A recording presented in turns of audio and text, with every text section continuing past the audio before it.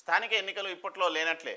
పూర్తి కాని BC commission అభిప్రాయ సేకరణ, కొనసాగుతున్న డెడికేటెడ్ కమిషన్ మీటింగులు, కులగణన సర్వేకు న్యాయపరమైన చిక్కులు, మహారాష్ట్ర ఓటమి నేపథ్యంలో వెనకడుగు, గ్యారంటీలు కారణమే ప్రతికూల ఫలితాలు వస్తాయేమోనని ఆందోళన. స్థానిక ఎన్నికలు పెట్టాలి అంటే ప్రభుత్వం దగ్గర హ్యూజ్ అమౌంట్ ఉండాలి. ఎందుకంటే వీళ్ళు 6 పథకాలు ఇప్పటివరకు సక్సెస్ చేయలేదు. 400 హామీలు ఇచ్చారు గత ప్రభుత్వం, అదే అధికారంలోకి రాకముందు 400 హామీలు ఇచ్చారు. 400 హామీల్లో ఒక 100 హామీలు కూడా నెరవేర్చలేదు. సేమ్ టైం ఇక్కడ ప్రభుత్వం దగ్గర డబ్బులు లేవు. వచ్చే 18,500 కోట్లతో పాటు ఇంకా కొత్త ఆదాయం అయితే సంపద సృష్టించే పరిస్థితులు అయితే ఏది లేదు. ఉన్న రియల్ ఎస్టేట్ రంగాన్ని కుదేలు చేశారు. ఫార్మా రంగం ఎక్కడ కనబడట్లేదు. ఫార్మా ఇండస్ట్రీ పేరుతో రైతులు భూములు లాక్కుంటుంటే మిగతా ఉన్న ఫార్మా ఏరియాల్లో కూడా ఆ ఇంపాక్ట్ పడుతుంది. సో ఇక్కడ మొత్తం తెలంగాణలో వ్యవస్థలన్నీ కుప్పగూలిపోయినాయి, వ్యాపారాలన్నీ డ్యామేజ్ అయినాయి.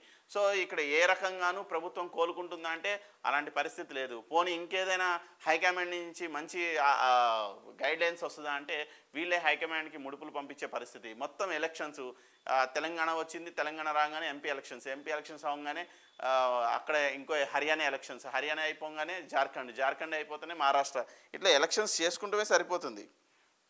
ఇట్లా అందరూ ఎన్నికలకి వీళ్ళు డబ్బులు పంపించడమే సరిపోయింది తెలంగాణ నుంచి రేవంత్ సర్కార్.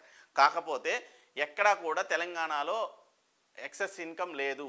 డబ్బులు లేని కారణంగా ఇప్పుడున్న పరిస్థితుల్లో ఎవరు ఎలక్షన్కి వెళ్ళే ధైర్యం చేసే పరిస్థితుల్లో లేరు. ఎందుకంటే వీళ్ళు ఎలక్షన్కి ఖర్చు పెట్టడానికి డబ్బు లేదు. రెండోది, కాంగ్రెస్ కార్యకర్తల్లోనే అసంతృప్తులు ఉన్నారు.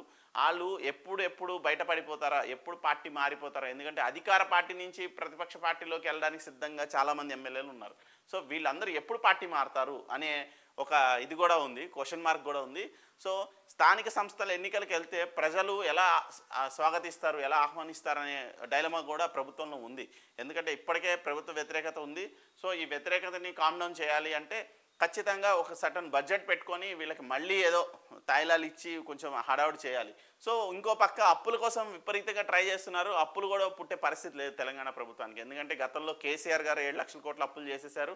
వీళ్ళకి అప్పు ఎలా తీసుకురావాలనే తెలియదు. ఉన్న కమిషన్స్ పేరు మీద 25,000 కోట్ల రూపాయల అప్పులు తీసుకొని వచ్చారు. సో అప్పులతో పాటు దగ్గర 90,000 కోట్ల అప్పులు చేశారు.